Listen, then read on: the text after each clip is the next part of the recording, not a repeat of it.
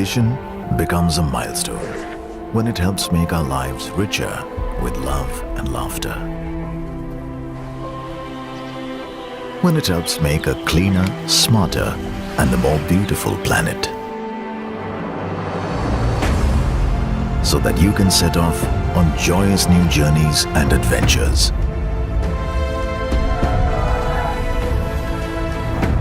Building stronger bonds and bridging impossible distances, which take you from the ever new to the forever beautiful. Opening up vistas and windows to a vibrant new world. A vision becomes a milestone when it touches millions of lives. Aditya Birla Group. Big in your life. We made a promise to be at the forefront of development, to power growth across the country, to set an example for cleanliness and to create a land of opportunity. From bountiful reserves of minerals to steel that's strengthened by resolve, from untouched tribal cultures to undiscovered lands of old, we are many and we are one. We are Chhattisgarh. We always wonder what lies beyond. What lies beyond conventions? Hello, Blue Link. I'm feeling hot. Blue Link, I'm feeling cold. Beyond technology?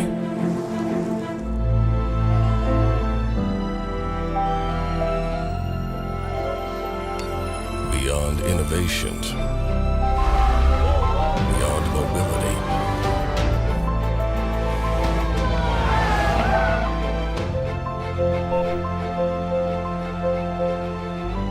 Amazing things can happen when we go beyond.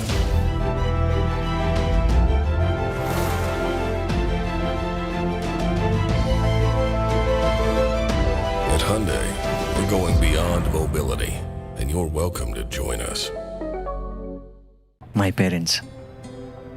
मेरे लिए ना college चुना ना subjects, but उनका plan था बहुत ही special, जिससे बन गया मेरा फ्यूचर। LIC का new children's money back plan जो आपके बच्चों का फ्यूचर करे प्रोटेक्ट हर जरूरी मोड़ पर। It's a future building plan. Hi, Ma.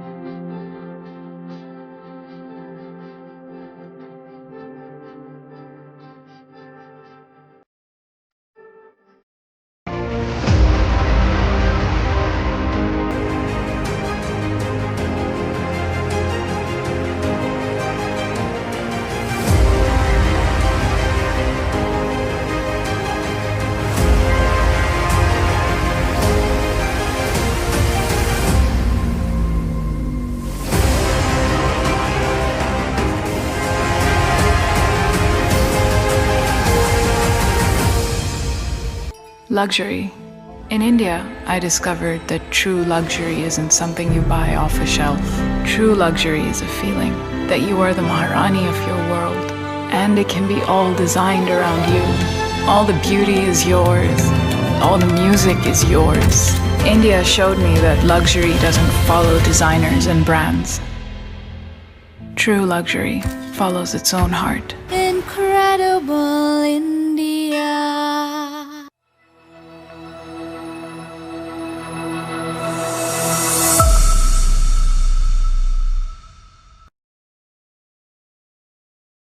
Hello and welcome to day 2 of the Hindustan Times Leadership Summit. The summit is in its 19th year, and every year we set the bar high with world leaders, thinkers, sporting champions and stars coming together as part of the summit's mission to enhance the level of discussion and also all those issues facing India, the region and the world. Last year, for the first time in the history of the summit, it was held virtually owing to the pandemic.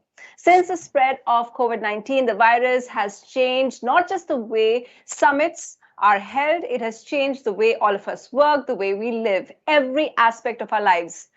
This year as well, while we are in a better place thanks to of course, the vaccines, we continue to be cautious and will host the summit virtually with just one session on ground. And those are available all on this platform over the next 4 days. The theme of our conversation is the new world order, and 25 thought leaders will come together on this forum to give us a clear picture of what lies ahead for India and the world. All through the Speak Till Saturday, we bring you a stellar list of speakers, top ministers like Amit Shah and Nirmala Sitharaman, chief ministers Charanjit Singh Channi and Bhupesh Baghel, and speakers from the world of business, entertainment or sports. And speaking of sports, that's what we start off day 2 with, a conversation between 2 gold medal winners at the Olympics, Neeraj Chopra and Abhinav Bindra. Chopra's win at the Tokyo Olympics came at a time when India was just about trying to come out of a back-breaking second wave. And amid all the heartbreak and despair, he provided an oxygen of hope, a belief that the human spirit can overcome odds. He joined a very elite club of gold medal winners, and it's such an honor to have Neeraj Chopra and Abhinav Bindra in conversation with HT's Kunal Pradhan. So Kunal, it's over to you. Thank you, Sunetra. Ladies and gentlemen, a very warm welcome to you to the first session of day 2 of the HT Leadership Summit. But most of all, very warm welcome to my 2 guests, Olympic gold medalist Abhinav Bindra and Olympic gold medalist Neeraj Chopra. Sounds good to hear that, doesn't it? I want to thank both Abhinav and Neeraj because for the next 45 minutes, they're going to let me, and by extension, all of us, into a club that has only 2 members. In some ways, this session has taken 100 years in the making. So, let us all spend some time in this rarefied space that we're in this evening. Neeraj, मैं आपसे शुरू करता हूँ. जिस club के बारे में मैं अभी बात कर रहा था, जिसके केवल 2 मेंबर हैं, जब इस क्लब के दोनों मेंबर आपस में मिलते हैं, तो एक तो क्या बात करते हैं और दूसरा आपकी जर्नी में अभिनव की इंपॉर्टेंस क्या है, आपकी खुद की स्पोर्टिंग जर्नी में? जी बिल्कुल, सबसे पहले जब मिलते हैं तो एक ही फोकस तो एक ही बात का था कि हाँ, मैं जब सर से मिलने गया था तो एक इकलौता गोल्ड हमारे पास था इंडिया का, और सर का भी काफी इच्छा थी कि हाँ इस ओलंपिक्स में, और मुझे लग रहा है कहीं ना कहीं काफी अभिनव सर को एक बिलीव था, इन्होंने बोला था कि हाँ इस बार जो है मेरे साथ और जुड़ने वाले हैं गोल्ड लेके, तो बिल्कुल मेरा भी काफी मन था और सर से मैं मिला। तो मैं यही बोलना चाहता हूँ कि यही साथ रहा सर का कि इन्होंने जो एक बैरियर तोड़ा है सोच का अपने कंट्री में कि हाँ हम भी वर्ल्ड लेवल पे ओलंपिक्स में हम भी गोल्ड जीत सकते हैं, क्योंकि फर्स्ट गोल्ड सर ने जीता था। तो एक जो बैरियर है वो माइंड का वो तोड़ा। फिजिकली बहुत हार्ड वर्क करते हैं यहाँ पे, लेकिन मेंटली वहां पे कैसे अपने आप को रिप्रेजेंट करना है वो सर ने शायद सभी एथलीट्स को सिखाया है, उसी को हम फॉलो कर रहे हैं। नीरज, आपको याद है जब वो जीते थे मेडल? आप तो बड़े छोटे रहे होंगे, 10-11 साल के। आपने देखा था, आपको किसी ने बताया था, आपने पढ़ा था? नहीं सर, 10-11 साल का थोड़ा बड़ा था, पर मुझे स्पोर्ट्स का और बिल्कुल पता नहीं था। और मुझे सच बताऊं तो जब सर ने मेडल जीता उस टाइम मुझे पता ही नहीं था कि हाँ उस ओलंपिक्स में क्या स्पोर्ट्स होते हैं और कैसा। मैं स्पोर्ट्स को इतना फॉलो नहीं करता था, वैसे गांव में खेल लेते हैं, लेकिन हाँ जब मैंने शुरू किया, जब थोड़ा बहुत पता लगा 1-2 साल में ओलंपिक्स के बारे में, तब पता लगा कि हाँ सर ने कैसे गोल्ड जीता था या बाकी एथलीट्स अलग अदर स्पोर्ट्स में कैसे हैं। तो तब धीरे धीरे जाके स्पोर्ट्स में मेरा इंटरेस्ट बढ़ा और पता लगने लगा कि हाँ ओलंपिक्स गेम कैसे हैं, कॉमनवेल्थ गेम, एशियन गेम्स कैसे यहाँ पे पहुंचा जाता है और कैसे हमारे पास ओलंपिक्स में कितने मेडल्स हैं, कैसे है। तो वो पूरा जर्नी उसके बाद पता लगी। Abhinav, let me turn this around to you. I know these Olympics you were watching very closely. रोज हम देखते थे, अभिनव सब ट्वीट कर रहे होते थे सारे time, almost live tweeting all events. जितने मेडलिस्ट थे उनको लेटर्स लिखते थे, एकदम सारे टाइम इनकरेज कर रहे थे। When you actually saw Neeraj doing what he did, what was the feeling that came in your mind? Did you feel, oh, finally, I'm not alone anymore? Well, firstly, Kunal, welcome to the club, even if temporarily, and hopefully you're buying the drinks today.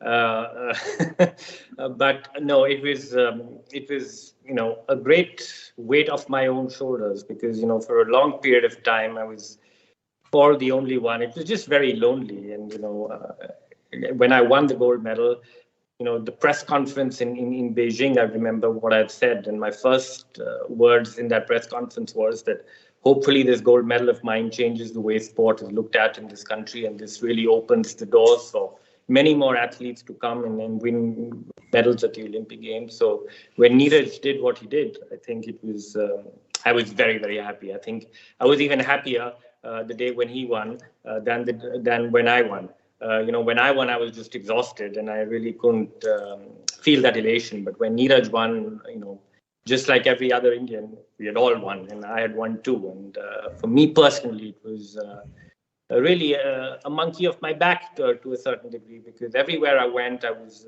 always said, even internationally, whenever I traveled to various sports events and conferences, people just said that, introduced me as the only Indian to win a gold medal at the Olympics. While that sounded interesting, it was also kind of embarrassing.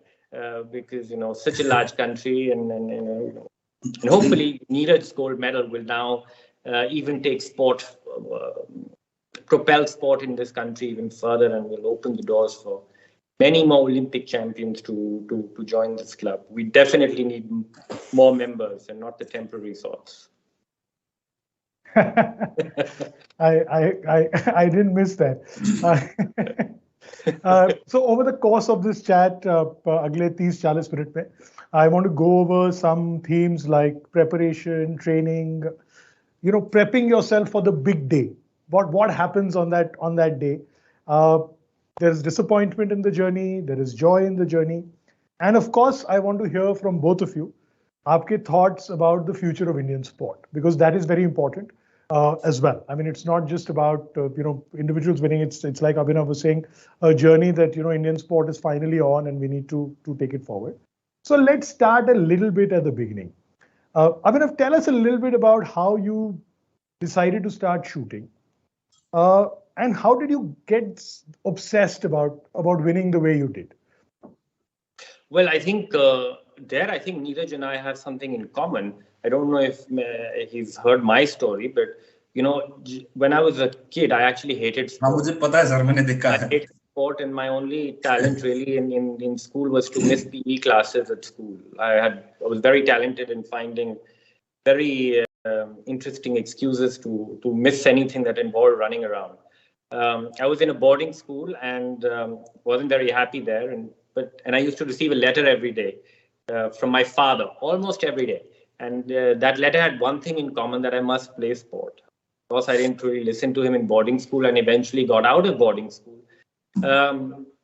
But when I was in Chandigarh and was in a day school looking for a hobby, I was introduced to my first shooting lesson. And I went there and just to try it out. And I loved it, because to be successful in this sport, I just had to stand still. And there was no running involved. But that was the entry.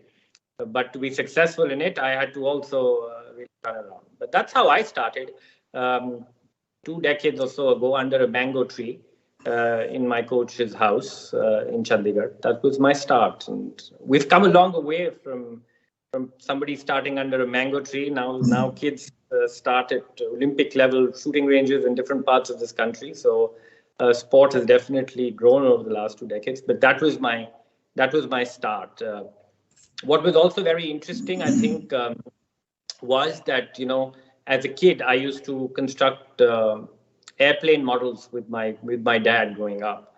And when I started shooting, I necessarily did not like the act of shooting, but I loved the various different parts of shooting. I loved the process of shooting and bringing all the various elements together. Perhaps it was from my Lego days and from my car modeling days or airplane modeling days. That's where the love for the sport started. And of course, one thing led to the other. The first goal was just to win a district competition, that was the purest goal that I had. Then, of course, greed started to come in a little bit as well, and then I became very ambitious. And very early on, I started aiming high. And I think at age 14, I wanted to be an Olympian. And at age 14, I set a very lofty goal for myself. People around me thought I was completely mad. And that was to win a gold medal at the Olympic Games. It was daunting, no doubt about it, because, that was a very different era of Indian sport. A lot of negativity around our participation at the Olympics. But that's how I started off. And it was a fantastic journey. And of course, the memories that I have from that journey and the relationships that I built from that journey will stay with me forever. And whatever I learned on the shooting range will hold me in good stead in life. That was how the start was. Neeraj, मैं आपको बता दूं कि मेरा पहला shooting lesson मुझे अभिनव sir ने दिया था. पहले 3 शॉट मुझे लगा ये स्पोर्ट तो बड़ा इजी है. उसके बाद मुझे पता लगा कि दिखने में तो लगता है सर, दिखने में जेवलिन इजी लगता है, तो आप एक बार ये भी ट्राई करवाओ हम आपको. कितना अच्छा, आपकी स्टोरी आजकल बहुत फेमस हो गई है कि कैसे आपको मिठाइयों का शौक था, आपका वजन बढ़ा हुआ था, आपको फैमिली ने बोला कि भाई कुछ खेल कूद करो. लेकिन मुझे किसी ने बताया कि इसमें एक और एलिमेंट है जो आप सबको बताते नहीं है, वो कि उसके अलावा आप बहुत ज्यादा शरारती भी थे और वो चाह रहे थे कि शरारत छोड़ो और कुछ करो. उसके बारे में कुछ बताइए, अपने शब्दों में बताइए जरा, कैसे आपने शुरू किया. कैसे मतलब, हाँ, शरारती तो शायद सभी कुछ ना कुछ अपने घर पे होते हैं तो सभी शरारत करते हैं. पर हाँ, शरारत की वजह से पीछा छुटवाने के लिए घर वालों ने ऐसे नहीं किया गया कि आप स्पोर्ट्स करो, शरारत बहुत ज्यादा करते हो.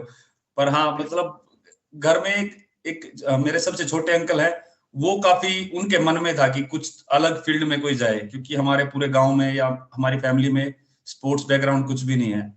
तो उनके मन में कहीं ना कहीं था कि जाए, क्योंकि नई फील्ड थी. और मैंने स्पोर्ट्स भी ऐसा चूज कर लिया, जेवलिन थ्रो, उधर जाके कि बस पता ही नहीं था कि कैसा, ऐसे जैसे हमको हर स्पोर्ट्स में इंडिया में कुछ ना कोई ऐसे मिल जाएगा कि हाँ आइडल है. पर जेवलिन में मुझे खुद नहीं पता था कि जब मैं गया स्टेडियम में कि मैं कौन सा स्पोर्ट्स चूज कर रहा हूँ, या मुझे नॉलेज नहीं था जेवलिन के बारे में. बस मुझे अच्छा लगा और मैंने बस उसके लिए फिर ट्रेनिंग पूरी उसकी लेनी शुरू कर दी. तो ऐसे मेरा तो ऐसे शुरू हुआ था जी, क्योंकि स्पोर्ट्स वहां पे और भी थे, तो मैंने जेवलिन नहीं चुना. स्टार्टिंग में तो फैमिली वाले खुद बोल रहे थे क्या कर रहा है, क्योंकि एक ऐसी चीज थी कि जिसके बारे में उनको भी नहीं पता था और इतना पॉपुलर स्पोर्ट नहीं था. पर मुझे मजा आता था मत करने, मतलब मेरा मन करता था डेली का कि भाई मैं जाऊं और जेवलिन की ट्रेनिंग करूं. बस वो एक रूटीन बन गया था मेरा. तो आप ऐसे आपको नीरज ट्रेनिंग में मजा आने लगा क्या? आपको लगने लगा कि खाली थ्रोइंग नहीं, ट्रेनिंग प्रोसेस भी एंजॉयबल है, ऐसा आपको लगने लगा? बहुत ज्यादा जी. अगर मेरी ट्रेनिंग नहीं होती दिन में, क्योंकि स्टार्टिंग के 2-3 महीने फोर्सफुल घर वाले भेजते थे कि फोर्सफुली कि स्टेडियम में जाना है, तो फिर मैं बस लेके, क्योंकि बड़ा स्कूल से भी आता उस टाइम पे, तो थक हार के मैं सोचता था कि यार थोड़ा रेस्ट करूं, पर उसी टाइम पे स्टेडियम का टाइम हो जाता था, तो वो थोड़ी प्रॉब्लम होती थी. पर 2-3 महीने घर वालों ने काफी फोर्स किया. उसके बाद मेरी खुद से, मतलब अंदर से मेरा खुद का मन करने लगा कि भाई मुझे करना है, मुझे ग्राउंड पे जाना है, ट्रेनिंग करनी है. मुझे ये नहीं पता था कि आगे मैं क्या करूंगा और कैसा थ्रो करूंगा या क्या मेडल जीतूंगा. पर वो जब तक मैं ट्रेनिंग नहीं करता था, वो मेरा दिन पूरा नहीं होता था. ऐसा लगता था कि आज मैंने मतलब कुछ छोड़ दिया है अपनी लाइफ में. तो वो डेली का वो रूटीन बन गया. फिर ट्रेनिंग करने में मजा आने लगा, जेवलिन थ्रो करने में मजा आने लगा, तो वो फिर एक रूटीन बन गया मेरा. Abhinav, did you enjoy training or did you think it's just something you have to do? Was it a chore to you? I loved training. I hated competing, but I loved training. Competition was too tough for me. It was too stressful for me. And I was not a naturally gifted athlete. I wasn't naturally competitive by nature. So competition was very hard for me. It was painful. But training, I loved training. I mean, that was what it was all about. It was meditation for me. I mean, when nobody was watching, just to go out there and better my skill, perfect my art, and to just get better. That was the time I spent with my own self. I mean, I learned so much about my own self just training, and that to me was the most fascinating aspect of my whole pursuit. What about the physical aspects of it? Did you enjoy those as well? I didn't enjoy it, but it was something that was a weakness, which I learned to, which I converted into a strength. It was something that I needed to do. It was something that my sport demanded of me if I wanted to be the best that I could be. And then, well, over a period of time, I did start to enjoy it because it became a routine and it was something that needed to be done. But early on, definitely not.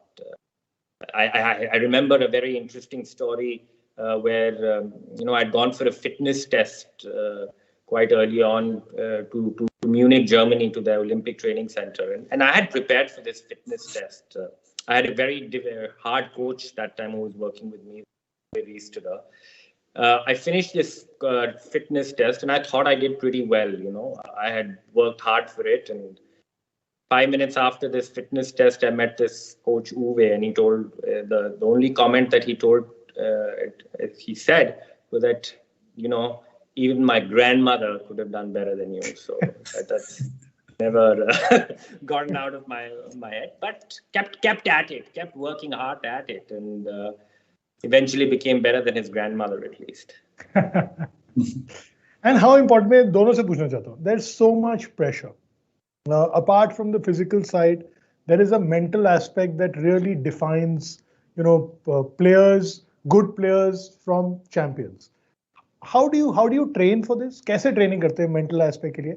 और ये pressure कहीं जाता तो नहीं है, इसके साथ कैसे सर्वाइव करते हैं? नीरज, आप बताइए पहले.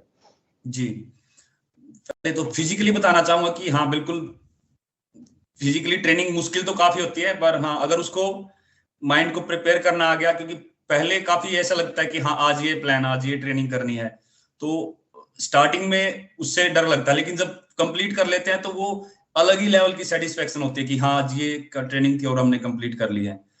तो वो एक तो फिजिकली तो होना जरूरी है, लेकिन मेंटली का मैं बोलूंगा कि हाँ, मेंटली अगर हम स्ट्रोंग नहीं है वहां के लिए, तो मेरे हिसाब से कितना ही फिजिकल वर्क कर लो आप, तो वो बिल्कुल कुछ भी नहीं, कोई फायदा ही नहीं करेगा. तो ये दोनों चीजें हैं स्पोर्ट्स में साथ में जुड़ के चलनी है, जो कि मेंटली भी और फिजिकली भी, दोनों हमको एक साथ लेके चलनी है. क्योंकि अभी ओलंपिक्स में हम देखेंगे तो एक से एक फिटेस्ट एथलीट थे, लेकिन कहीं ना कहीं जो उस दिन का प्रेशर हैंडल कर गया या फिर उस दिन उस सिचुएशन में कोई अपना परफॉर्म कर गया, तो वही जीतता है वहां पे. कई बार हम फिट भी होते हैं, मेंटली भी स्ट्रांग होते हैं, कि कुछ इंजरी है या कुछ है, वो एक अलग मैटर है. लेकिन हाँ, ये तो है कि दोनों चीजों का कॉम्बिनेशन बहुत ज्यादा जरूरी है. और मेंटली तो मेरा तो इतना, मैं सही बताऊं तो फर्स्ट ओलंपिक है और मुझे इसमें गोल्ड मिल गया है. मैं इसके बारे में इतना शायद अच्छे से ना बता पाऊं, पर सर से मैं खुद, मुझे जानना है कि हाँ, मुझे आगे कैसा वो करना है, क्योंकि सर ने 5 ओलंपिक्स खेले हैं और वो मेरे लिए भी हेल्पफुल रहेगा और बाकी इंडियन एथलीट्स के लिए भी. इससे पहले कि सर आपको जवाब दे, मैं एक चीज पूछना चाह रहा हूँ. आपका एक वीडियो देखा है हमने, जिसमें आप एकदम बो एंड एरो की तरह फ्लेक्सिबल हैं. वो असली वीडियो है कि वो कोई कैमरा ट्रिक है? नहीं, वो तो सर कैमरा ट्रिक, उतना टाइम नहीं मिलता कि कैमरा ट्रिक करे, तो वो असली वीडियोस हैं. और वो तो सिर्फ एक उसका है, वो ऐसे हम एक्सरसाइजेस में 200-300 रैप तक करते हैं, मतलब अलग अलग एक्सरसाइज के. तो वो तो एक वीडियो था बस, छोटा सा. तो वो असली वीडियो है सर. और मेरा कोच कई बार बोलता है कि ये वीडियो के लिए ठीक है, पर इतना ज्यादा बैंड होना अच्छी बात नहीं है, वो रिस्की है थोड़ा कमर के लिए. तो वो कोच गुस्सा होता है कई बार ऐसी चीजों में कि हाँ, मैं ओवर स्ट्रेच कर देता हूँ या ऐसा कुछ. पर हाँ, वीडियो असली है सर वो. Abhinav, Neeraj wanted to know from you on how to handle pressure over an extended period of time. A, what is pressure? And B, how do you keep coping with it over this long period? Yeah, so देखो Neeraj, I think सबसे जरूरी बात है, ये जो pressure है वो तो रहेगा. I think जो एथलीट सबसे बड़ी गलती करते हैं वो प्रेशर से भागने की कोशिश करते हैं और स्ट्रैटेजीज बनाने की कोशिश करते हैं कि वो प्रेशर फील ना होए. बट जो रियलिटी होती है वो बहुत डिफरेंट होती है. रियलिटी है कि जब आप पेरिस ओलंपिक स्टेडियम में जाओगे और इतनी एक्सपेक्टेशंस के साथ वहां जाओगे, वो प्रेशर होगा, तो होने वाला है सर, वो तो होगा ही होगा. उससे भागने का कोई फायदा नहीं है. समटाइम्स जब प्रेशर आता है जो ह्यूमन टेंडेंसी होती है कि उस प्रेशर को रेजिस्ट करो. That is very human thing to do. But उस प्रेशर को हमें रेजिस्ट नहीं करना चाहिए. जैसे हम उस प्रेशर को रेजिस्ट करें, we are gonna make it even tougher for ourselves. तो जो प्रेशर है उसको सबसे जरूरी बात है एक्सेप्टेंस कि yes there will be pressure, and then you have to find a way कि उस प्रेशर के साथ how do you work with it. जैसे हम अब कोविड में रह रहे हैं, we have to coexist with the virus. Exactly the same way we have to learn to coexist with pressure. I think you know, आप बोल रहे हो कि मैं 5 ओलंपिक्स में गया. मैं आपको ये बोलना चाहूंगा कि जब मैं 5 ओलंपिक्स में गया, मैं एवरी टाइम जब मैं एक ओलंपिक्स में गया था, मैं एक डिफरेंट इंसान था. मेरी बॉडी डिफरेंट थी, मेरा एटीट्यूड डिफरेंट था, मेरा माइंडसेट डिफरेंट था, मेरी टेक्निक डिफरेंट थी. तो कई बार हम गलती करते हैं कि जब हम अच्छा करते हैं बस उसी को पकड़ के रखते हैं और वही सेम चीज रिपीट करना चाहते हैं. But to develop and to keep improving, sometimes हमको जब चीजें अच्छी भी जा रही हैं, we have to take the risk to get out of our comfort zone, to get better. And आपके आगे तो बहुत ओलंपिक्स हैं, बट हर ओलंपिक्स आपके लिए एक डिफरेंट ओलंपिक्स होगा. तो वो जो सेल्फ अवेयरनेस जो आप में है, मुझे याद है कि जब आप टोक्यो में थे और आपका वार्म अप आपने बहुत थोड़ा वार्म अप किया था, because you were a self aware athlete, क्योंकि गर्मी बहुत थी और बाकी सब बहुत ज्यादा कर रहे थे और आपने कुछ नहीं किया. वो सेल्फ अवेयरनेस को कभी मत भूलना, because you have to have that self awareness going forward. वो जो फ्लेक्सिबिलिटी, सॉरी बोलिए. उस दिन बल्कि कोच भी, मतलब ऐसा हो जाता है कि कोच भी ऐसे बोल रहा था कि क्योंकि सभी एथलीट्स वार्म अप कर रहे थे, एक मैं था अकेला वहां पे स्टेडियम में लेटा हुआ था, वार्म अप स्टेडियम में, कि मैं धीरे से करूंगा. तो कोच भी ऐसे बोल रहा था कि क्यों नहीं कर रहा है, जल्दी कर. पर मेरे अंदर से मेरा खुद का वो फीलिंग्स आ रही थी कि मैं थोड़ा सा लेट करता हूँ, क्योंकि हाँ जी. तो बहुत जरूरी बात है दैट सेल्फ अवेयरनेस होनी हो, बहुत जरूरी है. आपको अपनी self awareness of your mind, of your body continuously वो रखनी पड़ती है. That balance between your mind and body, वो आप हमेशा वो अवेयरनेस को रखें, because that is what will help you take the right decisions under pressure. You know, बाहर का कोई भी इंसान आपको इतना अच्छी तरह नहीं जान सकता जो आप अपने आप को जानते हो. बट आप तभी अच्छा कर पाएंगे जब वो आप सेल्फ अवेयरनेस को रखें. तो मैं यही कहूंगा कि मैं कोई क्लियर एडवाइस तो दे सकता नहीं हूँ, बट अगर आप वो सेल्फ अवेयरनेस रखें, you will naturally make the right decisions. But never be afraid of getting out of your comfort zone. जब अगर आप वर्ल्ड के ग्रेटेस्ट एथलीट्स को भी देखें, जब फॉर एग्जांपल टाइगर वुड्स अपने पीक में थे, उन्होंने अपना स्विंग बदल लिया. And there are many athletes who took the risk to get better, because sport is always about getting better. Unfortunately, sport में yesterday never counts. You know, Kunal और उसके मीडिया वाले और पूरा देश हर दिन हमसे प्रूफ मांगता है, हम एथलीट से प्रूफ मांगते हैं कि अगर are we still good enough? And to live up to these questions that will be constantly asked of us athletes, we have to keep pushing to improve. और कई बार वो इम्प्रूवमेंट करने के लिए टाइम लगता है also. तो you also have to maintain a lot of patience.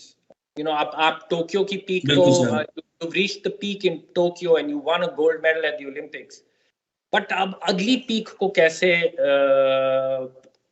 पहुंचे, और कई बदलाव भी करने पड़ेंगे.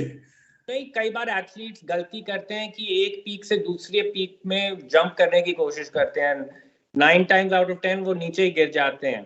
तो सबसे जरूरी बात होती है to first come down from that peak, और फिर slowly to start working again, go back to the basics, work on the very boring things. The boring and the mundane is what, जो सबसे बोरिंग चीजें होती हैं वो end of the day सबसे जरूरी चीजें हो जाती हैं. बिल्कुल सर, बिल्कुल. जो बोरिंग हमको छोटी एक्सरसाइज लगती हैं वो कई बार हम छोड़ देते हैं, लेकिन लास्ट में पता लगता है कि ये सबसे जरूरी है. ये जो अगर वो करनी आ गया एथलीट को, तो क्योंकि हार्ड वर्क में सभी कई बार कर लेते हैं, जोर लगा लेते हैं, बट वो चीज ऐसी है उसमें मेंटली भी हमको ऐसे जोर लगता है कि यार क्या कर रहे हैं.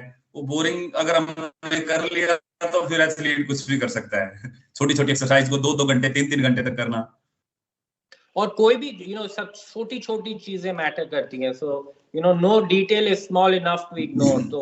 तो अब अगले ओलंपिक्स के लिए तैयारी कर रहे हैं, तो मैं तो यही कहूंगा कि each thing of your, जो भी आपकी परफॉर्मेंस के लिए जरूरी है, you have to break it down and you have to work on polishing each little thing, because छोटी छोटी चीजें जब आप अच्छा और इम्प्रूव करने लगेंगे तभी इम्प्रूवमेंट आएगी. when you're already at such a high level, how does one, फिर जो इम्प्रूवमेंट आनी होती है वो बहुत टफ होती है.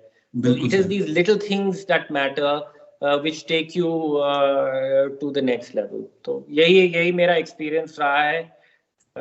मैं तो खाली एक गोल्ड मेडल जीत पाया. I hope that you win. I'm not the best person to give you this advice because my नहीं thank you sir. I've been to 3 Olympic finals, but I only have 1 gold medal. But I hope that आप 2 या 3 तो जीतेंगे. In fact, for me, Abhinav, it's always been what you almost did at Rio that has been so amazing. I mean, you finished 4th and you were just within a shot of, to do that 8 years later for me was really, a testament to your work ethic. Also, I want to thank both of you.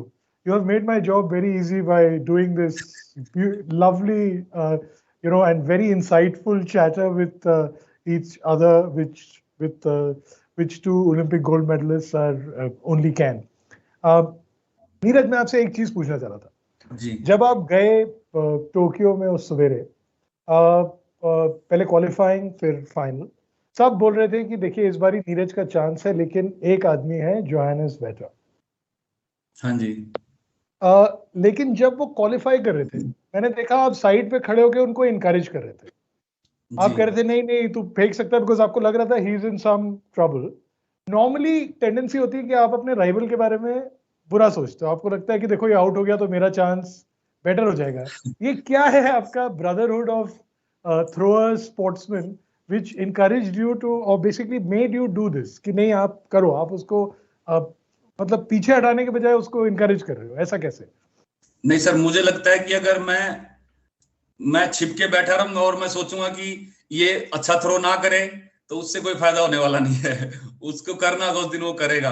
तो आपस में एक मुझे अच्छा लगता है, sports हमको यही सिखाता है कि हाँ एक दूसरे के उसमें चीयर करो, क्योंकि वो भी करते हैं. सिर्फ मैंने नहीं किया, वो भी मेरे थ्रो में करते हैं. आपने देखा होगा कुछ कॉम्पिटिशन्स में. तो आपस में हम फील्ड पे हाँ बिल्कुल हम अपना बेस्ट परफॉर्म करने की कोशिश करते हैं. हम फील्ड के बाहर भी अच्छे से बात करते हैं, दोस्त हैं, पर हाँ फील्ड के अंदर हम अपना 100% देते हैं. इसका मतलब ये नहीं है कि भाई हम एक दूसरे को बिल्कुल ही भूल ही जाए या ऐसा कुछ. वो कोई भी एथलीट हो, हमको कोशिश करना चाहिए कि भी उसको पुश करें थोड़ा. और आपस में हमारा स्पोर्ट्स ऐसा है कि हम कर सकते हैं क्लैपिंग बीच में, अगर हमारी थ्रो में थोड़ा टाइम है तो वो भी करते हैं. सभी एथलीट आपस में करते हैं. उससे एक अच्छा मैसेज आता है शायद, तो वो जरूरी है. उसमें चाहे मैं क्लैपिंग करूंगा ना भी करूंगा, उससे शायद कुछ फर्क ना भी पड़े, लेकिन वो करना चाहिए मेरे हिसाब से. तो ऑल्सो क्योंकि देखिए क्या इस बार आप लोग एम्प्टी स्टेडियम में कम्पीट कर रहे थे. नॉर्मली क्या होता है, एथलीट स्पीड ऑफ करते हैं, क्राउड ताली देने लगता है जब वो भाग के जा रहे होते हैं, स्पेशली फील्ड इवेंट्स में. तो इंस्टेंट क्राउड तो था नहीं, तो मैं देख रहा था आप लोग एक दूसरे को ही इनकरेज कर रहे थे, एक दूसरे को ताली दे रहे थे कि ताकि उनका मोमेंटम बने. तो क्या ये जैवलिन थ्रोज में है कि आपने और जगह भी देखा है कि आपका बड़ा यूनिक ब्रदरहुड है?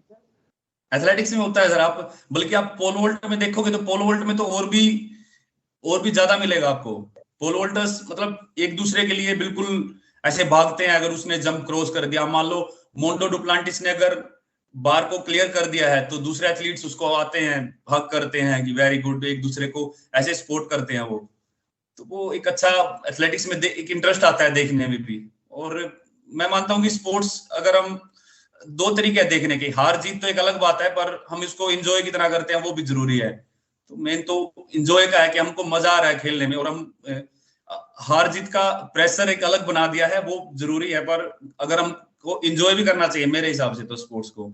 हम कहीं भी खेल रहे हैं, जैसे कि सर से बात हो रही थोड़ी देर पहले कि हम ओलंपिक्स नहीं दूसरे छोटे छोटे कॉम्पिटिशन्स भी खेलते हैं, तो वो उनमें मजा भी आता है खेलने में. प्रेशर तो होता है और आपको परफॉर्म भी करना है, पर एक हम को खुशी मिलती है कि हम ये काम कर रहे हैं और हमको जितने ज्यादा कॉम्पिटिशन्स मिले खेलने में, और हम जितना अपने टाइम दे सके स्पोर्ट्स को, तो वो एक खुशी की बात है हमारे लिए.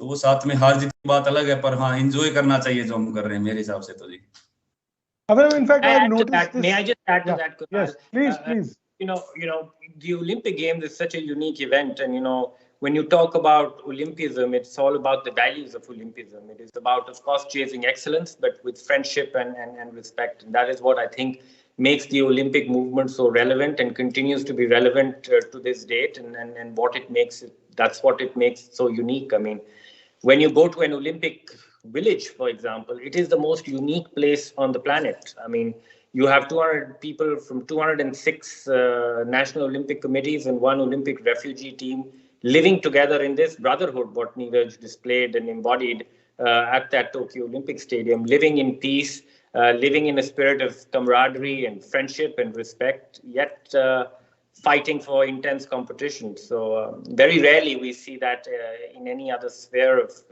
life in the world, and that I believe really there lies the real power of the Olympics. Actually, not just Neeraj, I've noticed, Abhinav, that all your former rivals are now your closest friends. You work with them, I see, there are photos of you guys together. So you guys have managed to maintain this, put the rivalry behind you and sort of work for the betterment of sport. And I think you summed it up when you talked about the Olympic movement and what it makes people do. Abhinav, it's been a long time now, 13 years. What do you remember of that morning in Beijing now? What comes back to you now when you think about it? Is it all numb until that final moment? Is there more?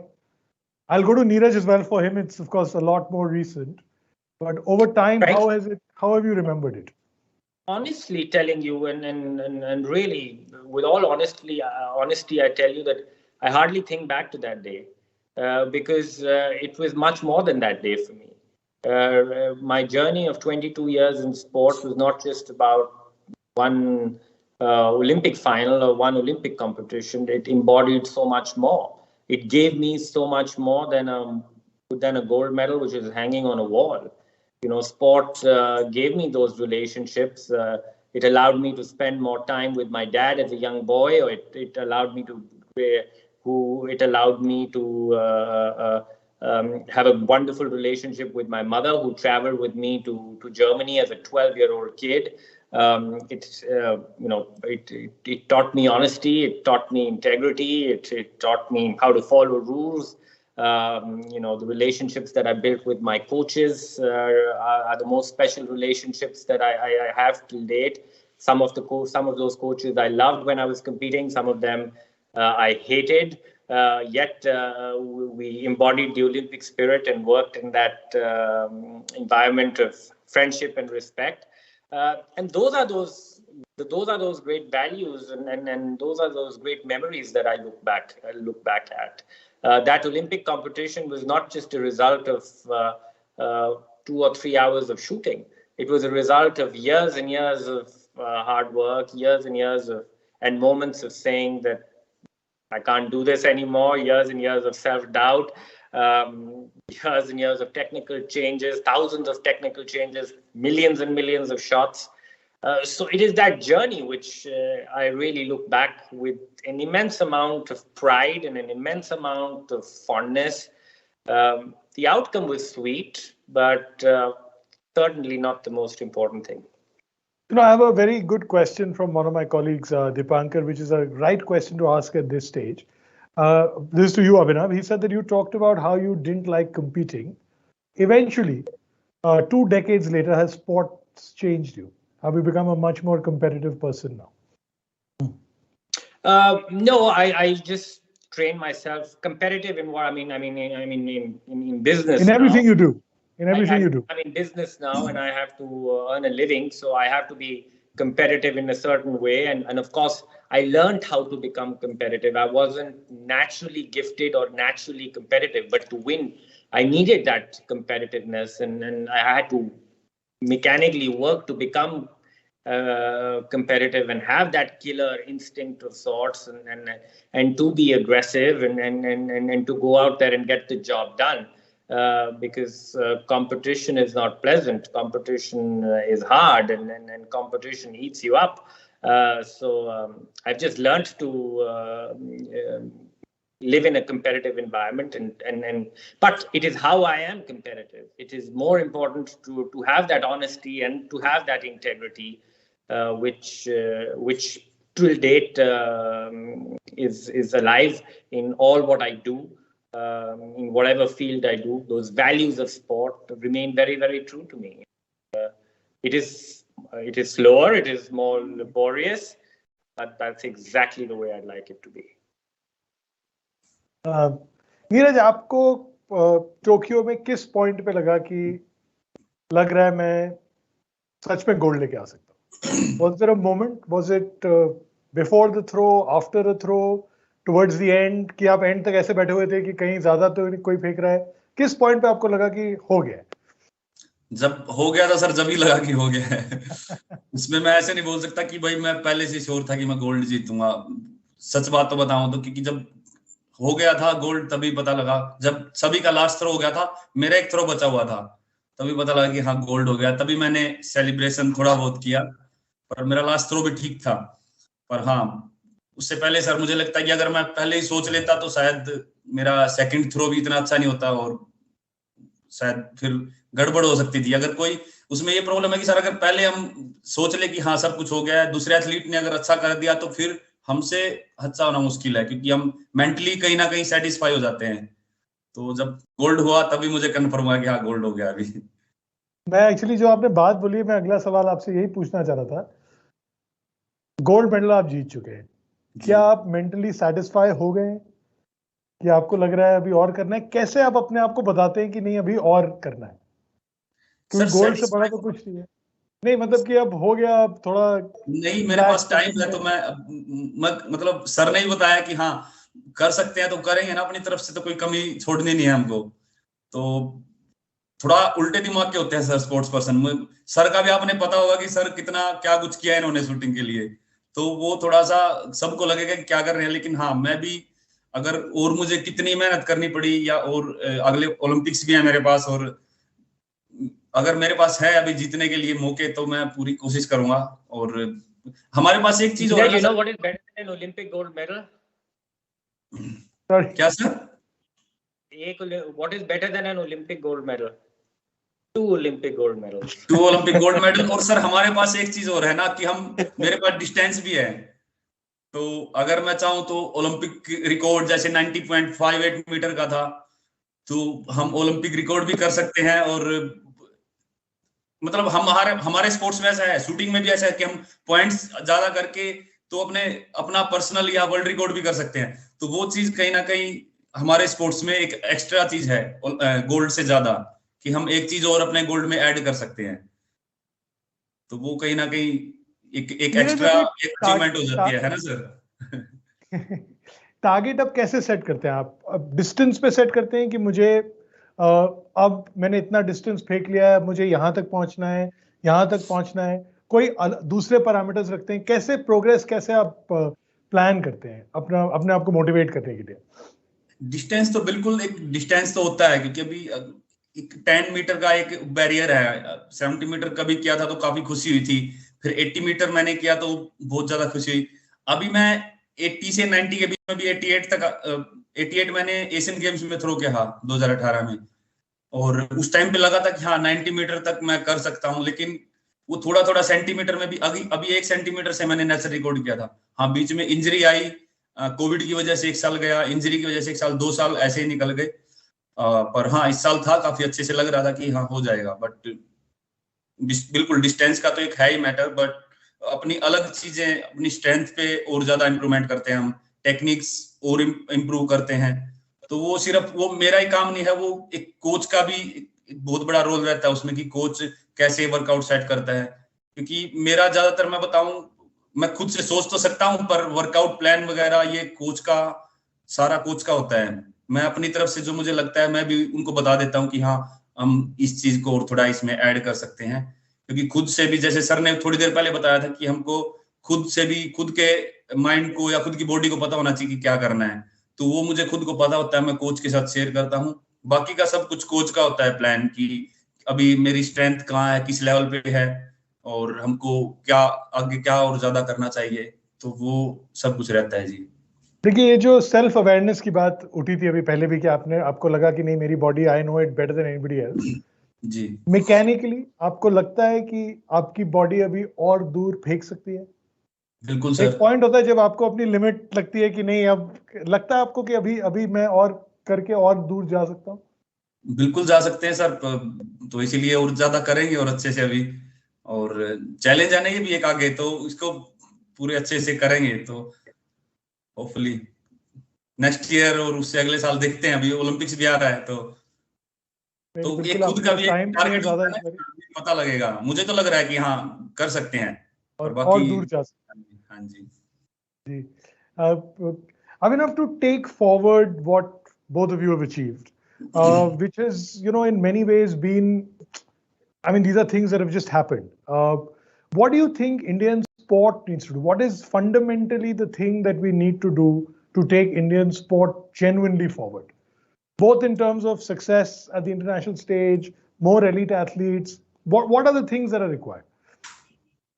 I think for me, I think we're on the right path. I think a lot has changed in the last decade or so in Indian sport. But I think what we really need to do is actively build a culture for sport in this country. We are always after ki we win more gold medals and more Olympics mein acha kare, and we are only thinking about the elite sport. In elite sport is always going to be a very small number. But what we really need to do is build this culture of sport. We need to give more opportunities to young people. And we are such a young country. Our demographic is so young.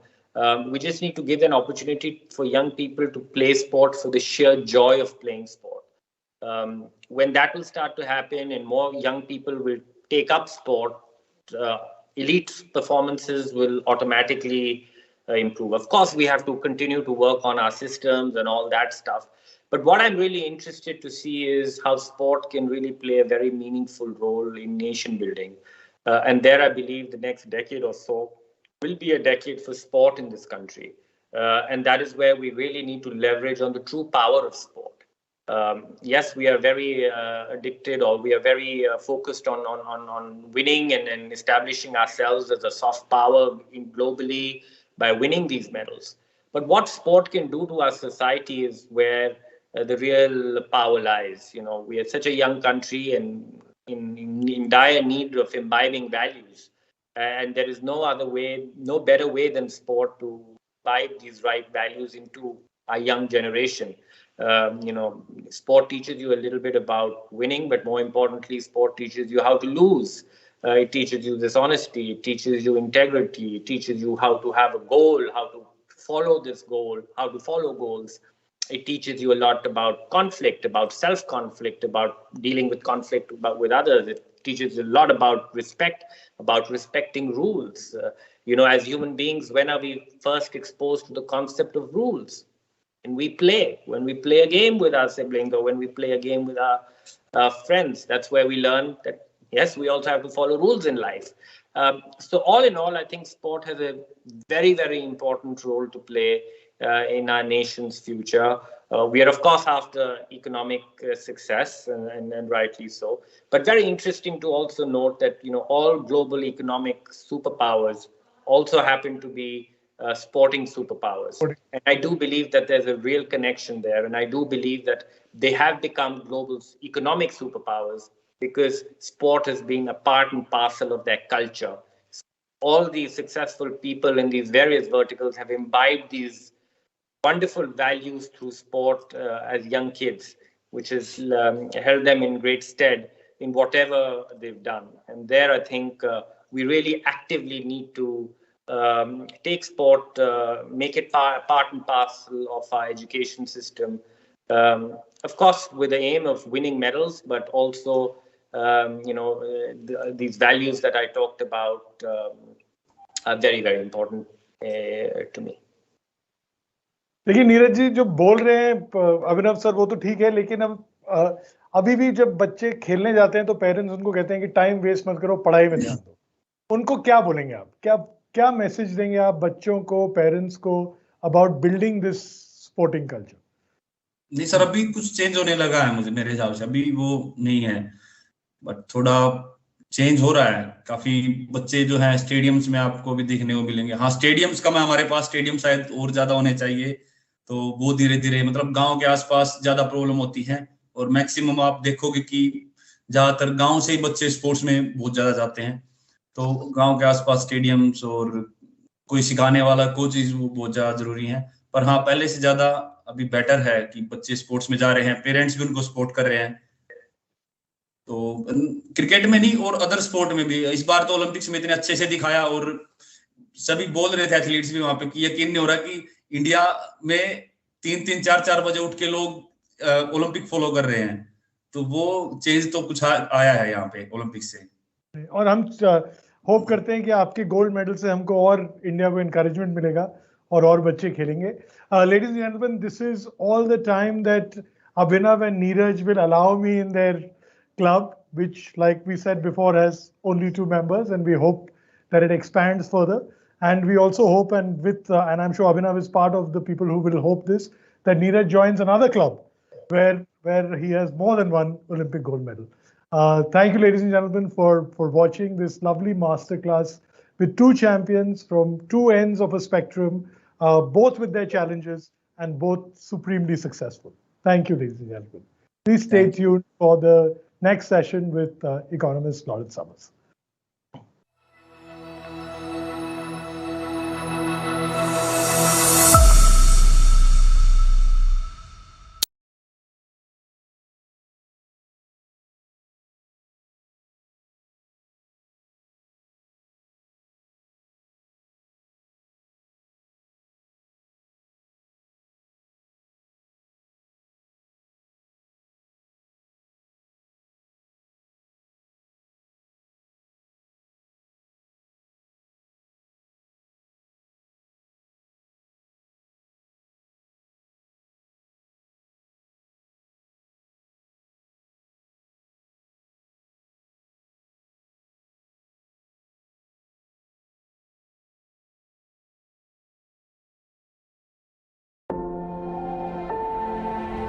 A vision becomes a milestone when it helps make our lives richer with love and laughter. When it helps make a cleaner, smarter, and a more beautiful planet.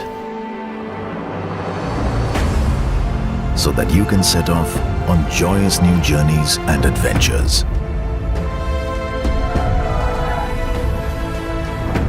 Building stronger bonds and bridging impossible distances, which take you from the ever new to the forever beautiful. Opening up vistas and windows to a vibrant new world. A vision becomes a milestone when it touches millions of lives. Aditya Birla Group, big in your life. We made a promise to be at the forefront of development, to power growth across the country, to set an example for cleanliness and create a land of opportunity. From bountiful reserves of minerals to steel that's strengthened by resolve, from untouched tribal cultures to undiscovered lands abroad, we are many and we are one. We are Chhattisgarh.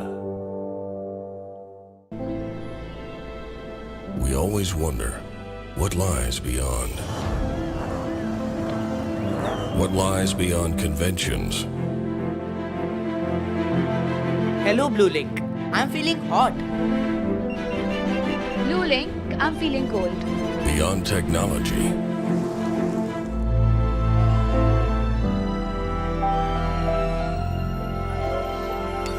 Beyond innovations. Beyond mobility.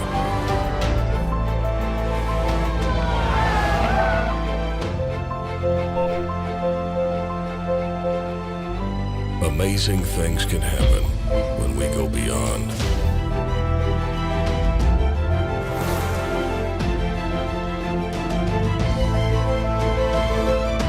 At Hyundai, we're going beyond mobility, and you're welcome to join us.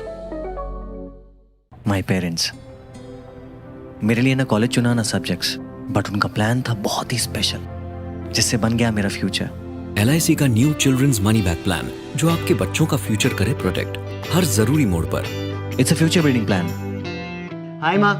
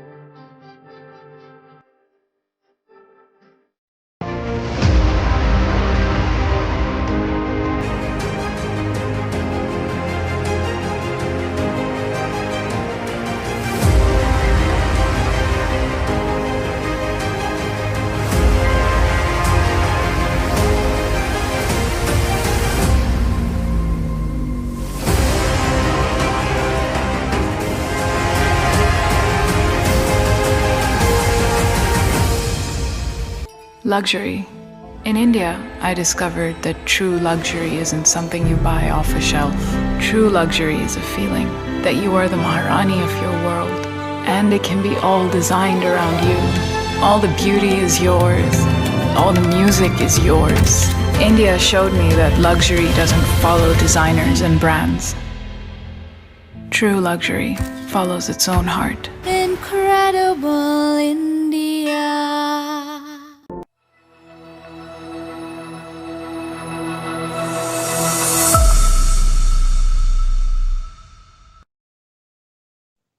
Welcome back. Our next session is very relevant for these times. If there's one concern that everyone across the world shares, it's about the economy. During the last couple of years, that's one concern that everyone's had about surviving the pandemic. And now they're thinking about how world economies are adapting to the new world normal, where variants threaten to shut down flights and thereby economies. In this context, our next speaker, former Treasury Secretary Lawrence H. Summers, one of America's leading economists. He's currently Professor Emeritus at Harvard and served as Secretary of Treasury in the Clinton administration. He also served as Director of the White House National Economic Council in the Obama administration as the Chief Economist of the World Bank. It's over to my colleague and Mint editor Shrutijit, who's in conversation with him. Over to you.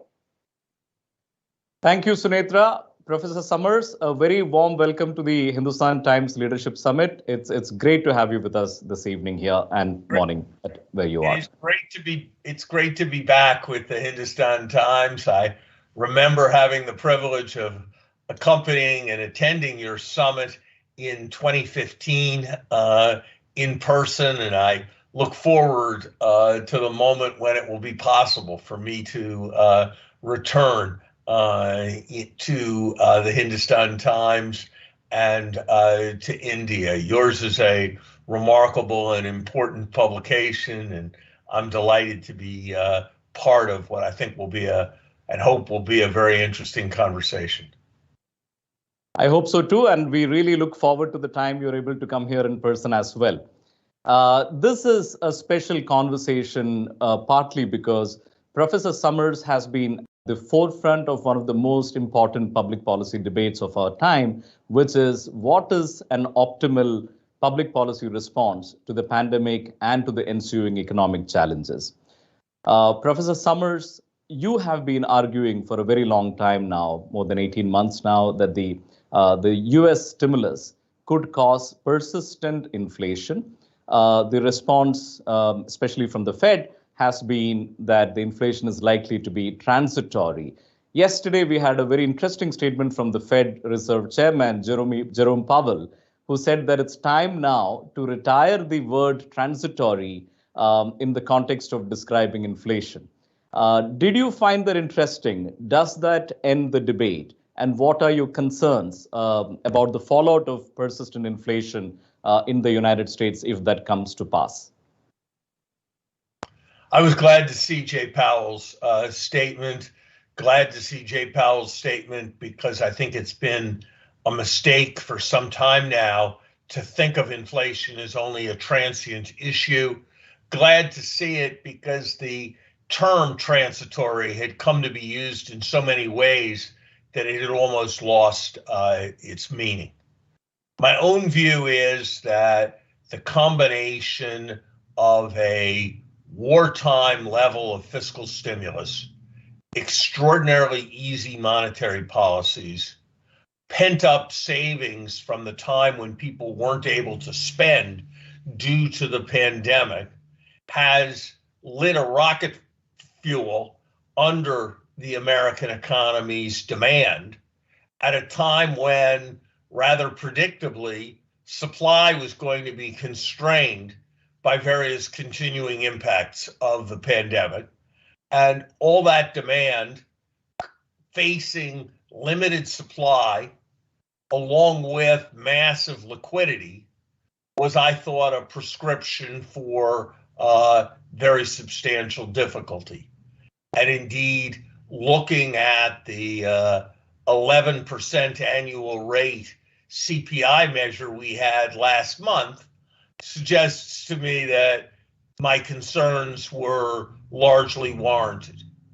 I have no doubt that some part of that 11% inflation has a transient element. I think it would be a serious mistake to suppose that we were already back to where we had gotten in the 1970s, much less that we were in some kind of Latin American situation. But I do believe that inflation is now set, unless there is an interference, for running at a level well above our 2% target. I believe that looking at a labor market that's at an epic level of tightness, as measured by job openings or quits. I believe that looking at a housing market that shows nearly 20% inflation over the last year, the vast majority of which has not yet been reflected in our price indices. I believe that talking to businesses, almost all of whom say the same thing, we're having huge difficulty getting labor, we're having serious problems getting components, and we're encountering very little resistance when we pay more to get those things and then we pass the prices on to our consumers. All of that suggests to me a rather severe inflationary psychology developing. I don't know what the impact of Omicron is going to be. It's too early for anyone to know about that, I think. But it's important to recognize that because Omicron affects both supply and demand, it is not likely to have an immense impact on the rate of inflation. My own instincts are that, to put it colloquially, it will reduce the number of people who want to be bartenders by more than the number of people who want to go to bars. And that means it could tend to be inflationary. So I think we are going to have to act in the United States to restrain the economy, at least relative to the current accelerator on the floor posture. And that's a very delicate operation. Historical experience suggests that when unemployment rises a bit, it tends to rise a lot. So I think the Fed, by being somewhat late in its diagnosis of the gathering pressures, has given itself a very challenging assignment going forward. But I think they are extraordinarily able people who have met very difficult challenges before. And so I am hopeful. This has been, of course, a challenging time for any economy anywhere in the world. We have seen a lot of distress and challenges. In your view, countries have all mounted their own unique mix of measures as a response to the pandemic challenge. In your view, which are the ones, or which are the approaches that you think got it right, and which are the ones that you thought wasn't quite great? Is there such a thing as an optimal mix of measures under such circumstances? I have been struck that our view as to who has done extremely well and who has done extremely poorly has tended to vary over time, and that we tend to think of certain countries as being very well positioned, and then they do much less well.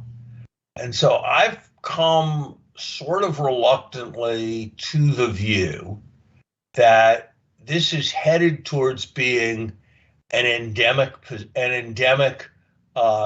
disease, that more or less everywhere, most people are going to end up having to have some kind of immunity from some combination of vaccine and from having had the disease. And that better strategies or different strategies probably affect the timing of the suffering somewhat more than they affect the overall level of the suffering.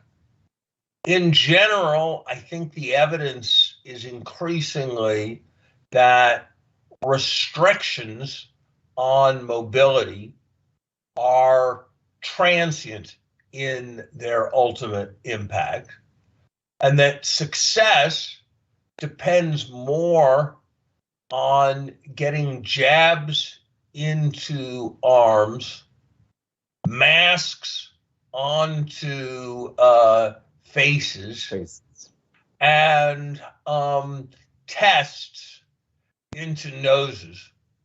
If the endemic consequence is going to be realized. India certainly had an agonizing time at early stages in this, but I have to say, when I had the privilege of meeting your finance minister and hosting her at Harvard, she explained to me that by the end of October, India was going to have gotten 1 billion jabs in arms. I thought that was a quite extraordinary accomplishment of which India should be proud, and led me to think that when one looked at the end, one might see quite a bit that was positive in the Indian experience. I have a concern that the Chinese approach of simply shutting down the country, of shutting down substantial swaths of population upon the discovery of individual or a small number of cases may be setting the stage for a very difficult situation, because the reservoir of immunity in China, behind the near zero level of cases, behind the rather weak Chinese vaccines, and the reluctance to import international vaccines, is creating a situation from which exit will be extraordinarily difficult. So I think it's, to use the old professor's line, the only grades I can give any country at this point are incomplete. But are there specific economic policy measures that, by this point, having seen the impact of many of them playing out, that you think could be universally prescribed, whether it is wage support, whether it is an expansionary monetary policy? Are there specific prescriptions, policy prescriptions that you found to be something that could be universally prescribed? I hesitate to universal prescription in a world of highly differential diagnosis. My own instincts would run to supporting incomes to something just below trend levels of income. I think in the United States, we overdid that and supported incomes to the point where disposable income in 2021 was substantially greater than anyone would have expected it to be prior to the advent of COVID. And that's what I think generated the inflationary pressure. I think there are other countries that have done much less to support income. But I also think any judgment about appropriate income support has to be contingent on a country's fiscal situation. And that is a substantial variable across countries. But my own sense is that generalized income support is a better strategy than greater focus on monetary policy. I think it is better targeted at the vast majority of the population rather than at asset prices. I think there is a tendency in a moment like this for investment to be relatively interest insensitive, and for whatever stimulus comes from monetary policy to come primarily from inflated asset prices, which may be both problematic in terms of economic efficiency and somewhat perverse in terms of its distributional consequences. I think the easiest judgment to reach, SK, is that the world needs to be investing much more in bringing this pandemic under control, and that we all can be investing more in producing vaccines, producing tests. And what has been a particular priority of mine, and what I'm very fearful will be neglected, is that we will not take this sufficiently as a warning, and we will not put in place the systems that will be responsive the next time there is a pandemic, which I think has to be regarded as a substantial probability. To quickly go back to the Fed press conference yesterday and to Jerome Powell's statements, he talked about the potential of, he said that potentially we might accelerate the taper. That's, of course, for those of us in emerging markets, that's always a scary word to hear from coming out from the Fed. As you know, emerging markets were roiled in 2013 in the episode that we now call the taper tantrum. In your view, what might be the likely impact this time around of the taper on financial markets and asset prices worldwide? Would it be different from 2013? Is the world a different place now?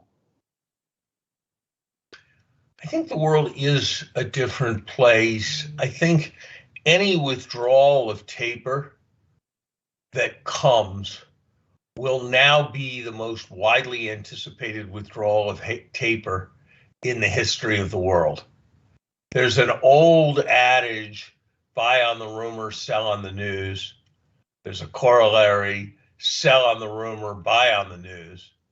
And I think that this has been so heavily telegraphed and so substantially discussed that I would be surprised if in its immediate aftermath of a taper, you saw the kind of shocked response that we saw in 2013. So I think, if anything, the 2013 fears have contributed to the maintaining of QE for too long a time. So I think it's quite possible that there'll be a kind of technical phenomenon of, oh my God, we had the taper and the world's still here, everything's going to be okay. I think a more profound concern that I would have to a significant extent for emerging markets is of a rather different sort. And it is that once the taper has happened and interest rates start to rise as the Fed follows on with tighter monetary policies, debt service has been enabled for companies and governments alike by very low rates. And as those very low rates give way and debt service costs rise, I do think that will be a source of strain. And so I think any prudent government or prudent corporate treasurer will be thinking about that need in this kind of moment. Professor, what is your outlook for the prospects of the Indian economy in the medium term as well as in the long term? I don't know. I have, for a very long time, I have been rooting for the Indian economy, and I have been believing in the ultimate economic power of India.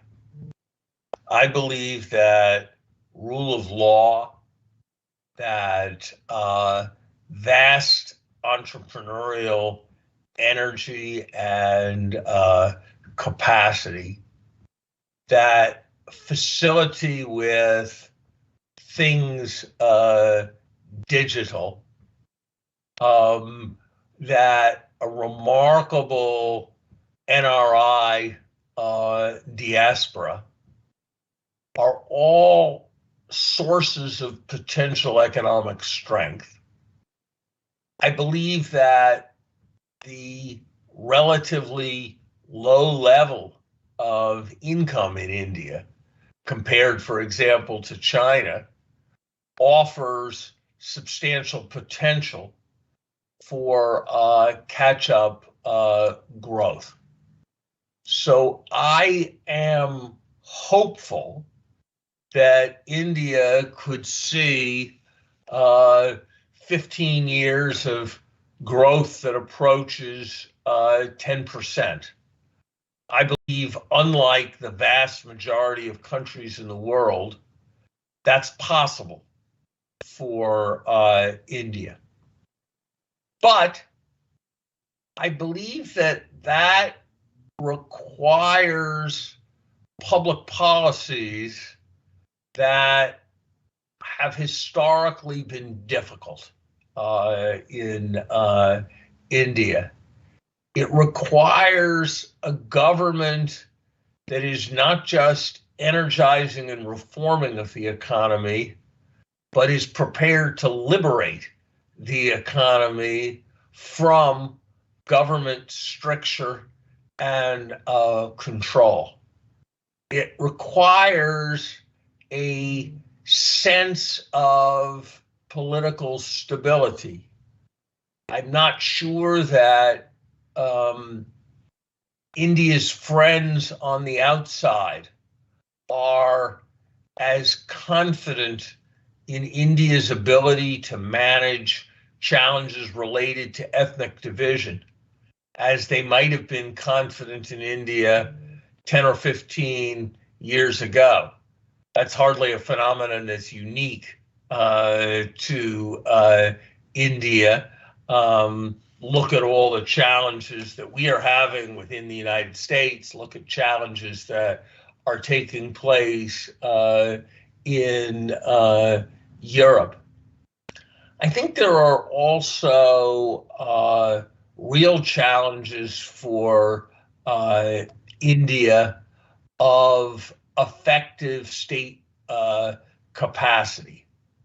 I don't know the facts. I have been told that in substantial parts of India on a random Wednesday, a quarter or a third of the teachers who are supposed to teach in schools don't show up, but receive salaries nonetheless. That is not what lays a basis for success in the modern world. So, as one would expect of a democracy as large as India, there are these contradictions.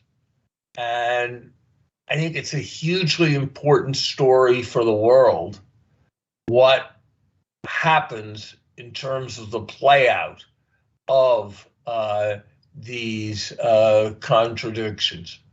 But in terms of potential for extraordinary performance, I think India, by virtue of its current level and by virtue of its facility with what is the most important development of our time, which is things digital, really stands out as having the potential to be the story that when the economic history of the second quarter of the 21st century is written, is dominant. But I can't quite go so far as to make that my prediction as to what will happen, given the challenges that I just described.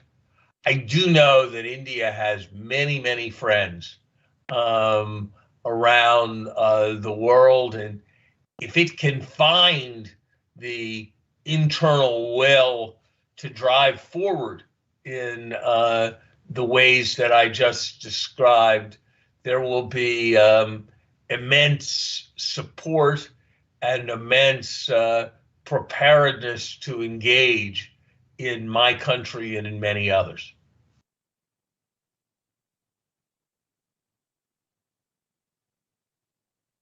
You know, would you say then that India could perhaps be an exception to the phenomena that you described in a 2014 paper with Lan Pritchett titled Asiaphoria Meets Regression to Mean? That could it break out of that, the weight of history, as you described, is in favor of the idea that economic growth over a long period of time will regress to the mean. Do you think this could be, or are you tempted to, at this point, view India as a potential exception, at least for a we wrote that in 2014. Right. India has done some regressing to the mean since the time when we wrote that paper, and therefore there's less room to regress to the mean than there was when we wrote that paper, and a bit more potential for takeoff than there was when we wrote that paper. But I do think there is the possibility of real takeoff in India. You know, it's not a small thing that over all the years since 1979 until quite recently, there had not been a single year when India grew as rapidly as China. But in the last several, there have been years when India grew more rapidly than China. And I think that is a hopeful harbinger of things that might come. I think that if there is a country that pioneers convergence to modern cutting edge standards of living in the information age after the industrial age, India has as great a potential as any other country of size to do that in the period ahead. Great. Want to quickly pivot to the question of cryptocurrencies. India at this point, like several other countries, is grappling with the question of how to treat cryptocurrencies and how to regulate them. Number one, what is your view of cryptocurrencies and their place in the future of money? Number two, how should countries, what should they keep in mind while considering regulating cryptocurrencies, if at all they should be regulated? I think there's a core principle that should animate thinking about cryptocurrency, which is cryptocurrencies are a new means. They're not an end unto themselves. And cryptocurrencies should be tested in the market on a level playing field. There's no reason why it should be easier to launder money with a cryptocurrency than with cash. There's also no reason why the blockchain should be opposed rather than more traditional payment rails. And so the principle should be neutrality. You can't avoid money laundering rules. You can't avoid know your customer rules. You can't facilitate the evasion of taxes. You can't find it easier to engage in illicit transactions because you're using crypto. But equally, economic freedom requires the freedom to innovate. And as long as that principle of neutrality is respected, there's no reason why I shouldn't be able to make a transfer of funds to you using whatever technology I wish. And so I think it is that principle of neutrality that is the central principle we need to use in thinking this through. And I think that will take us to a middle way kind of position. It will be more permissive than the entrenched financial interests that don't want to see disruptive innovation. And it will be rather less permissive than the libertarians who are so committed to crypto that they'd like to see it succeed, not because it's overwhelmingly meritorious, but simply by virtue of the fact that it permits evasion of a variety of traditional rules. Just to be sure that I understand, when you say neutrality, do you mean that the state should treat fiat and cryptocurrency at an even keel or give them a level playing field? That is what I mean, but I think the question is, what does it mean to how does one give that idea of neutrality content? We have all kinds of rules about what happens if you walk into a bank to make a large deposit and seek a cashier's check, What is the analog of that for crypto? We have rules on carrying large amounts of negotiable instruments in and out of a country. What is the analog of, what is the right way to think about the analog of that with respect to crypto? This is, I think, the very formidable intellectual challenge. But I have little doubt that the blockchain and the capacity for parties that don't trust each other to engage in exchange will be a very valuable technology that will help drive the world forward in the same way that the invention of alternating rather than direct current was transformative in enabling industry and changed the architecture of the way the world worked. Very, very quickly on the question of the trade situation or the tariff wars between the US and China, started by President Trump, but seems to be continuing under President Biden. Does this mean this is now a policy stance with bipartisan support in the United States? And if that is so, what would be the consequences of diminished trade between two of the world's largest economies? It is a policy with bipartisan support, which does not make it a wise policy.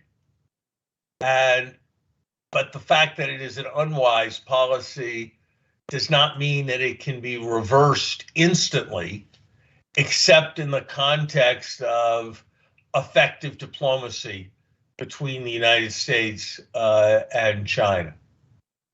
I do think it is important to understand that our tariffs on China are at this moment raising the price level in the United States and therefore contributing to inflation, are reducing the competitiveness of many American producers who are finding that they have more expensive inputs. And at a time when the economy has more jobs than it has workers looking for jobs, are not contributing to raising the level of employment in the United States. And so figuring out how to get to a new place is, I believe, an appropriate objective of public policy. In your career, you would have mostly seen a sort of relentless expansion of the forces of globalization. But now with the rise of insular and national politics and in nationalist politics in several parts of the world, do you see a retreat of those impulses? I think it's important to recognize that what happens with respect to globalization reflects both politics and technology. And the way in which we are having this conversation, which is entirely natural for both of us. I didn't get on an airplane and fly for a day in order to be part of your event and sit with you on a chair, jet lagged. I woke up, put on my jacket, walked upstairs, and sat in my study and found myself with the immense privilege of being in dialogue with many people in India. That wasn't something that would have been imaginable 4 years ago. And so I think as we think about globalization, we have to recognize that there are going to be a set of political tensions, but there's also an enormous tidal wave that is being released by technology. And which way that's going to go is very difficult for me to judge. But I temper my concerns about politics with this tremendous sense that a world where the vast majority of adults will very soon have a smartphone and be able to be in touch with everyone else on the planet and be able to have access to a far vaster array of knowledge far more quickly than a Harvard professor sitting next to Harvard's great libraries could have had half dozen years ago. I think that is a very, very large force driving towards integration.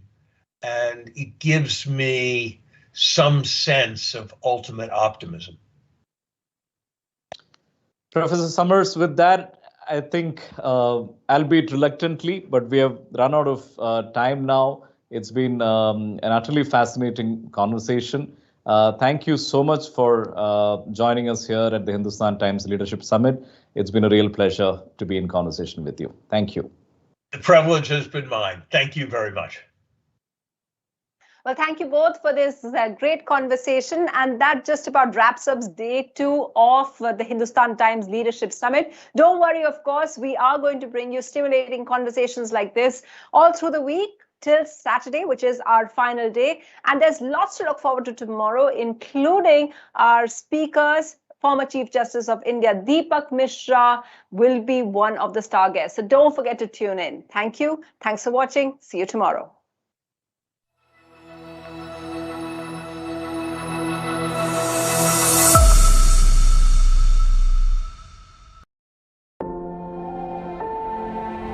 A vision becomes a milestone when it helps make our lives richer with love and laughter. When it helps make a cleaner, smarter, and a more beautiful planet. So that you can set off on joyous new journeys and adventures. Building stronger bonds and bridging impossible distances, which take you from the ever new to the forever beautiful. Opening up vistas and windows to a vibrant new world.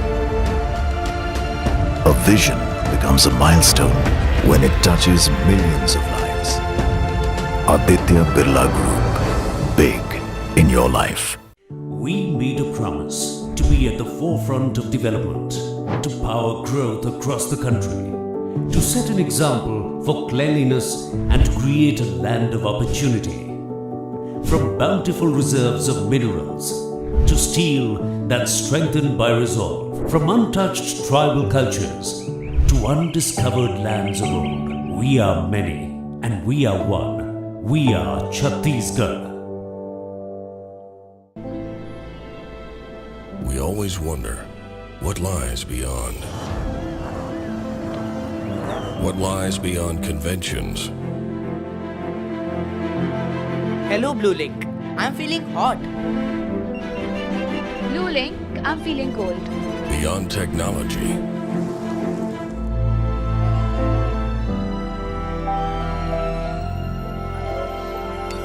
Beyond innovations. Beyond mobility.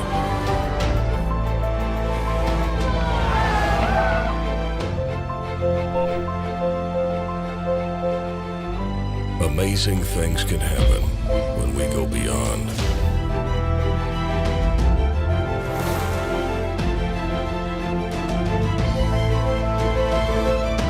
At Hyundai, we're going beyond mobility, and you're welcome to join us. My parents. मेरे लिए ना college चुना ना subjects, but उनका plan था बहुत ही special, जिससे बन गया मेरा फ्यूचर। LIC का new children's money back plan, जो आपके बच्चों का फ्यूचर करे प्रोटेक्ट, हर जरूरी मोड़ पर। It's a future building plan. Hi, Ma.